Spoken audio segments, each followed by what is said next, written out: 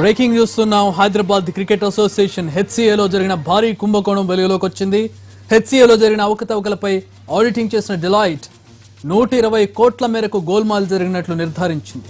దీంతో హెచ్సిఏ అధ్యక్షుడు మాజీ క్రికెటర్ అర్షద్ అయూబ్, కార్యదర్శి జాన్ మనోజ్లపై ఉప్పల్ పోలీస్ స్టేషన్లో కేసు నమోదైంది. నిందితులపై పలు నేరాలు మోపిన పోలీసులు కఠిన చర్యలు తీసుకుంటామంటున్నారు. ఇప్పటికే జస్టిస్ లోధా కమిటీ సిఫార్సులపై బీసీసీఐ ఉక్కిరిబిక్కిరవుతోంది. సుప్రీంకోర్టు చేత కూడా చివాట్లు కూడా తింది. ఈ నేపథ్యంలో హైదరాబాద్ క్రికెట్ అసోసియేషన్లో వెలుగు చూసిన స్కామ్ మరిన్ని ఇబ్బందులకు దారితీసే అవకాశం ఉంది. ఇంతకు ముందే హెచ్సిఏలో భాగోతంపై బీసీసీఐ ఉన్నతాధికారుల నుంచి అక్షింతలు కూడా పడ్డాయి. అయినా తీరు మారలేదు. ప్రస్తుతం డెలాయిట్ చేసినటువంటి లెక్కల్లో హెచ్సిఏలో జరిగిన అవకతవకలు భారీ స్థాయిలో బయటపడ్డాయి. హైదరాబాద్ క్రికెట్ అసోసియేషన్ హెచ్సిఏలో జరిగిన భారీ కుంభకోణం వెలుగులోకి వచ్చింది. డెలాయిట్ కంపెనీ ఆడిటింగ్ జరిపింది. దీని మీద మొత్తం 120 కోట్ల పైచిలకు అక్రమాలు జరిగినట్లుగా నిర్ధారణకు వచ్చింది. డెలాయిట్ హెచ్సిఏ స్కామ్ కు సంబంధించిన బ్రేకింగ్ న్యూస్ మనం చూస్తున్నాం ఎన్టీవీలో. హైదరాబాద్ క్రికెట్ అసోసియేషన్ భారీ స్కామ్ బయటపడిన నేపథ్యంలో డెలాయిట్ కంపెనీ ఆడిటింగ్ రిపోర్టులో 120 కోట్ల అవినీతి జరిగినట్లుగా తేలింది. దీనిపై ప్రకంపనలు మొదలయ్యాయి. పూర్తి వివరాలు మా ప్రతినిధి రవి నడి తెలుసుకుందాం. రవి, హెచ్సిఏ స్కామ్ పై బయటపడే రిపోర్ట్ డీటెయిల్స్ ఏంటి? డెలాయిట్ నుంచి మనకి దొరికినటువంటి ఇన్ఫర్మేషన్ ఏంటి? చక్రి, హెచ్సిఏ అంటే హైదరాబాద్ క్రికెట్ అసోసియేషన్ గా కంటే హైదరాబాద్ కరప్షన్ అసోసియేషన్ గానే ఎక్కువగా పేరు సంపాదించింది. ముఖ్యంగా అర్షద్ అయూబ్ 2014 నుంచి ఎప్పుడైతే హెచ్సిఏ ప్రెసిడెంట్గా ఎన్నికయ్యాడో అప్పటి నుంచి కూడా పూర్తి స్థాయిలో కరప్షన్ ఆయనంతా చుట్టుముట్టేసింది.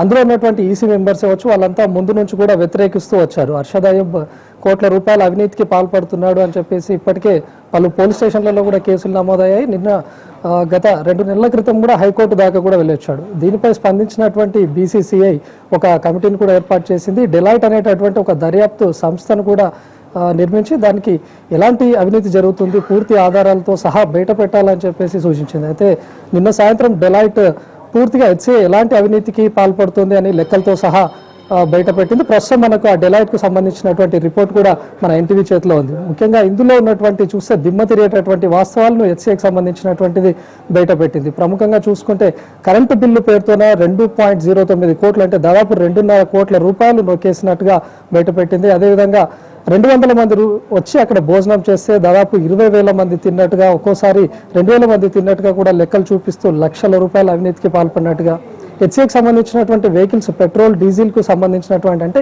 ఏది అవకాశం దొరికినా కూడా ప్రతి దాన్ని వదులుకోకుండా అవినీతికి తప్పుడు లెక్కలతో చూపించినట్టుగా ఇందులో కనిపించింది. అదేవిధంగా అకేషన్తో సంబంధం లేకుండా ఎలాంటి పండుగలు వచ్చినా లేకపోతే అక్షయ తృతీయ లాంటి చిన్న చిన్న పండుగలను కూడా క్యాష్ చేసుకుంటూ అందులో ఉన్నటువంటి ఈసీ మెంబర్స్ వైఫ్స్కు గోల్డ్ కాయిన్స్ ఇచ్చినట్టుగా కూడా ఇందులో పూర్తి స్థాయిలో పొందుపరిచింది. మరో విధంగా హైదరాబాద్లో జరుగుతున్నటువంటి మ్యాచెస్ అవ్వచ్చు, లేకపోతే ఇతరత్ర ఐపీఎల్ మ్యాచెస్ కానీ, లేకపోతే స్టార్ సెలబ్రిటీ క్రికెట్ లీగ్స్ ఇలాంటి లీగ్స్ జరిగినా కూడా అక్కడ జరుగుతున్నటువంటి వాటి కోసం దాదాపు 25 లక్షల రూపాయలు వసూలు చేస్తున్నటువంటి హెచ్సిఏ ఖాతాలో మాత్రం ఆ డబ్బులు జమ చేయకుండా అటు అర్షద్ అయూబ్ కానీ లేకపోతే కో మొత్తంగా పూర్తి స్థాయిలో నొక్కేస్తున్నారు అన్నట్టుగా పూర్తిగా చెప్పింది చక్రి. ప్రస్తుతం మనకు డెలాయిట్ ఇచ్చినటువంటి ఆధారాల్లో మనం ఒకసారి పరిశీలిస్తే దాదాపు ఇక్కడ చూసుకోవచ్చు litigations issues gymkhana ground including non compliance with less forms అని చెప్పేసి చూసుకుంది. అంటే మొత్తంగా జిమ్ఖానా గ్రౌండ్కి సంబంధించవచ్చు లేకపోతే ఉప్పల్కి సంబంధించినటువంటి పూర్తిగా లిటిగేషన్స్ కూడా ఇందులో ఉన్నాయి అని చెప్పి పొందుపరిచింది. అదేవిధంగా unsecured temporary loans taken or rapid various individuals అంటే ఎవరైతే అన్సెక్యూర్డ్గా ఉన్నటువంటి లోన్స్ అందులో ఉన్నటువంటి ఈసీ మెంబర్స్ అవ్వచ్చు లేకపోతే ఇతరత్ర మెంబర్స్ వాళ్ళ ప్రమేయం లేకుండానే వాళ్ళ పేరుపైన లోన్స్ తీసుకుంది వేరియస్ బ్యాంక్స్ నుంచి, ఎంత మేరకు తీసుకుందనే ఆధారాలతో సహా కూడా ఈ రిపోర్ట్లో పొందుపరచడం కూడా మనం చూసాం చెప్పు.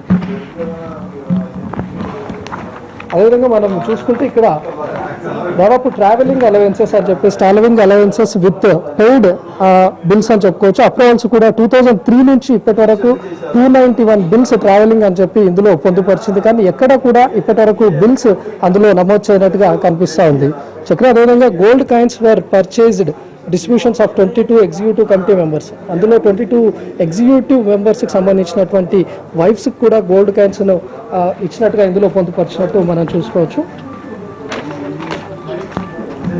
అదే మొత్తంగా అంటే ఈ మార్చ్ ఒకవేళ ఇయర్ ఎండింగ్కి వచ్చేస్తే ప్రతి క్రికెట్ అసోసియేషన్కు ఇప్పటి వరకు బీసీసీఐ నుంచి దాదాపు 60 కోట్ల రూపాయలు సంవత్సరానికి విడుదలవుతూ ఉంటాయి. కానీ అలాంటిది హెచ్సిఏ అకౌంట్లో ఎంత మేర డబ్బు ఉందో చూసుకోవచ్చు. మార్చ్ 31 వచ్చే ఏడాది 2017 వరకు హెచ్సిఏ అకౌంట్లో 25,80,524 రూపాయలు ఉండాల్సి ఉండగా ప్రస్తుతం అందులో ఉన్నటువంటి అమౌంట్ ఎంత ఉందో చూసుకోవచ్చు. 1,67,000 రూపాయలు మాత్రమే ఇక్కడ పొందుపరిచింది. అంటే cash in hand as per Tally 25 lakhs ఉండాల్సి ఉండగా ఫిజికల్ క్యాష్ ఇన్ హ్యాండ్ 1,67,000 మాత్రమే ఉంది. అంటే దాదాపు 24,13,000 రూపాయలు ఎక్కడ ఉంది అనేటటువంటి లెక్కలు కూడా డెలాయిట్ దర్యాప్తులో చూపించలేకపోయింది. దాన్ని అంతా కూడా అన్అకౌంటెడ్ మనీగా కూడా గుర్తించినటువంటి పరిస్థితి చూసుకోవచ్చు. ఇలా అన్ని తప్పుడు లెక్కలతోనే ఆధారించి విచ్చలవిడిగా రిపోర్ట్లు ఇచ్చినటువంటి పరిస్థితి కూడా చూసుకోవచ్చు. అయితే గతంలో జరిగినటువంటి అవినీతి ఇప్పటివరకు జరిగినటువంటి వన్డే మ్యాచ్లో సంబంధించి ఒక ఎగ్జాంపుల్ను కూడా ఇందులో డెలాయిట్ పొందుపరిచింది. నెంబర్ ఆఫ్ టికెట్స్ ప్రింటెడ్ 33,520 టికెట్స్ను వాళ్ళు ప్రింట్ చేసగా కాంప్లిమెంటరీ టికెట్స్ కూడా అందులో 11,785 వరకు ఉన్నాయి. అయితే ఇన్ని టికెట్స్ ప్రింట్ చేయగా 21,735 టికెట్స్ను సేల్ చేయగలిగింది. అయితే దాని ద్వారా వచ్చినటువంటి అమౌంట్ 1.29 crores అయితే హెచ్సిఏ చూపించినటువంటి లెక్కల్లో మాత్రం 1.27 crores గానే చూపించింది. మరి మిగిలినటువంటి 0.0 crores ఏవి అని చెప్తే మాత్రం లెక్కలు చూపించలేకపోయింది. అంటే వీళ్ళంతా టికెట్స్ ద్వారా వస్తున్నటువంటి మనీని కూడా హెచ్సిఏ ఖాతాల్లో జమ చేయలేకపోవడం కూడా క్లియర్గా పొందుపరిచినటువంటి పరిస్థితి. ఇప్పటి వరకు హర్షద్ అయూబ్ అండ్ బ్యాచ్ పైన ఎవరైతే ఉన్నారో వాళ్ళందరిపైన యాంటీ ప్యానల్గా చెప్తున్నటువంటి అంటే హెచ్సిఏలోనే ఈసీ మెంబర్గా కొనసాగుతున్నటువంటి శేషనారాయణ అవచ్చు, ఆ తర్వాత ఇతరత్ర భాస్కర్, మరో మెంబర్స్ కూడా 4 వీళ్ళకి వ్యతిరేకంగా ఎప్పటి నుంచో ఫైట్ చేశారు. చాలా పోలీస్ స్టేషన్లో కూడా కేసులు కూడా నమోదు చేశారు. కానీ ఇప్పటి వరకు వాళ్ళంతా కావాలనే ఆరోపణలు చేస్తున్నారు, ఆధిపత్య పోరు కోసమే చేస్తున్నటువంటి ఆరోపణలు అని ఇప్పటివరకు చెప్పారు. కానీ ఇందుకు స్పందించినటువంటి బీసీసీఐ ఎప్పుడైతే లోతా కమిటీ సిఫార్సులను కూడా అమలు చేయటం లేదు అని చెప్పి సీరియస్గా అయిందో ఆ తర్వాత డెలాయిట్ అనే దర్యాప్తు సంస్థను కూడా నియమించడంతో పూర్తిగా ఇప్పటి వరకు హర్షద్ అయూబ్ యాంటీ ప్యానల్ చేస్తున్నటువంటి ఆరోపణలన్నీ కూడా ఇప్పుడు నిజమని తేలింది. ఎప్పుడైతే డెలాయిట్ ఈ ఆరోపణలన్నింటినీ బయట పెట్టిందో నిన్న ఉప్పల్ పిఎస్లో కూడా శేషనారాయణ ఎవరైతే హెచ్సిఏ నుంచి సస్పెండ్ అయ్యారో వాళ్ళంతా ఉప్పల్ పిఎస్లో కేసు నమోదు చేశారు. ఆ తర్వాత ఎఫ్ఐఆర్ కూడా నమోదైంది. వీళ్ళందరిపైన చర్యలు తీసుకోవాలని చెప్పి వాళ్ళందరూ ముందుగానే పట్టుబడుతున్నారు. హెచ్సిఏలో కంటిన్యూషన్గా కొనసాగుతున్నటువంటి ఈసీ మెంబర్స్ ఎవరైతే ఉన్నారో వాళ్ళు గతంలో హెచ్సిఏలో జరుగుతున్నటువంటి అవినీతిని ఎత్తి చూపడంతో వాళ్ళను సస్పెండ్ కూడా చేయడం జరిగింది.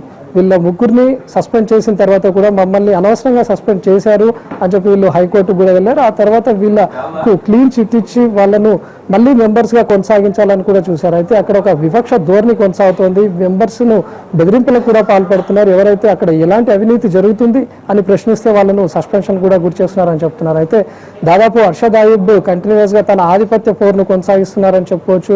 సభ్యులపైన పూర్తిస్థాయిలో ఒత్తిడి తెస్తున్నాడని చెప్పుకోవచ్చు. అయితే ఈ 2016 సెప్టెంబర్కే హర్షద్ అయూబ్ పదవి కాలం పూర్తి అవ్వాల్సి ఉంది. ఆ తర్వాత ఎలక్షన్లు కూడా జరగాల్సి ఉంది. కానీ నిరంతరంగా మెంబర్స్ అందరూ నన్నే ప్రెసిడెంట్గా కోరుకుంటున్నారు అని చెప్పేసి నియంత్రణ వ్యవహరిస్తూ అదేవిధంగా కంటిన్యూ అవుతుంది. ఇప్పటికీ ఎలక్షన్ల జాడ కూడా లేకుండా పోయింది. ఎలక్షన్లు నిర్వహించండి అని చెప్పి ఎవరైనా మెంబర్స్ కోల్తే ఎక్కడ వాళ్ళని తమను కూడా సస్పెండ్ చేస్తారేమో అనేటటువంటి భయంతో ఇప్పటికీ కంటిన్యూ అవుతున్నారు. మరో విధంగా హెచ్సిఏలో ఎవరైతే ఆడడానికి వస్తారో ప్లేయర్స్ కూడా అక్కడ కనీసం గేట్ దాకా కూడా రానటువంటి పరిస్థితి చూసుకోవచ్చు. హెచ్సిఏలో ఉన్నటువంటి ఆఫీస్ బేరర్స్ అవ్వచ్చు, లేకపోతే ఈసీ మెంబర్స్ అవ్వచ్చు, వాళ్ళకి సంబంధించినటువంటి పిల్లలు మాత్రమే క్రికెట్ ఆడాల్సినటువంటి సిచ్యువేషన్. ఎవరైతే చిన్న స్థాయి అంటే జిల్లా క్రికెట్ అకాడమీల నుంచి హెచ్సిఏకు ప్రమోట్ అయినప్పటికీ హెచ్సిఏ సభ్యులు అక్కడే ఆపివేయడం కానీ లేకపోతే హెచ్సిఏలో చోటు కల్పించకపోవడం కూడా మనం చూసుకోవచ్చు. అయితే రంజీ ప్లేయర్స్ దాకా వెళ్ళాలి అంటే ఖచ్చితంగా అక్కడ ఆఫీస్ బేరర్స్ కొడుకులే అయి ఉండాలి, లేకపోతే ఈసీ మెంబర్స్కి సంబంధించినటువంటి వాళ్ళ బంధువుల పిల్లలే అయి ఉండాలని కూడా. అయితే ఇప్పుడు ఇందులో ఇచ్చినటువంటి రిపోర్ట్ ప్రకారం కూడా చూసుకోవచ్చు. దేవేందర్ అనే వ్యక్తి పూర్తి స్థాయిలో బెదిరింపులకు దిగుతున్నాడు. అక్కడ ఎవరైతే ప్లేయర్స్ ఆడుతున్నారో వాళ్ళ పేరెంట్స్కి ఫోన్ చేసి మీరు కూడా ఖచ్చితంగా ఆడాలి అనుకుంటే ఇన్ని లక్షల రూపాయలు చెల్లించాల్సిందే అనేటటువంటి బ్లాక్మెయిలింగ్ కూడా దిగుతున్నారని చెప్పేసి రిపోర్ట్లో పొందుపరిచారు. మొత్తంగా ఇప్పటివరకు హర్షద్ అయూబ్ కోర్టుల చుట్టూ తిరుగుతూ నేను ఎలాంటి తప్పులు చేయలేదు అని చెప్పుకున్నటువంటి హర్షద్ అయూబ్ అండ్ కోకు ఈ డెలాయిట్ రిపోర్ట్ ఒక పెద్ద ముప్పుగానే చెప్పుకోవచ్చు. ఎందుకంటే పూర్తిగా ఆధారాలతో సహా బయట పెట్టడంతో మరి హర్షద్ అయూబ్ అండ్ కోకు పూర్తిగా శిక్ష తప్పదని చెప్పుకోవచ్చు. మరి దీనిపైన కోర్టు వరకు అంటే ఇలాంటి ఆరోపణలు వస్తున్నప్పుడు కూడా ఇప్పటి వరకు కౌంటర్ దాఖలు చేసుకోలేనటువంటి పరిస్థితి. ఎందుకంటే దాదాపు 20కి పైగా కేసులు హర్షద్ అయూబ్ పైన నమోదైనప్పటికీ ఎక్కడ కౌంటర్గా దాఖలు చేసుకోలేనటువంటి సిచ్యువేషన్. మరి ఈ రిపోర్ట్ను ఆధారంగా చేసుకొని ఉప్పల్ పిఎస్లో ఎఫ్ఐఆర్ నమోదైంది. మరి దీనిపై ఎలాంటి చర్యలు తీసుకుంటారో మనం వేచి చూడాల్సిందే. Right, thanks for the updates.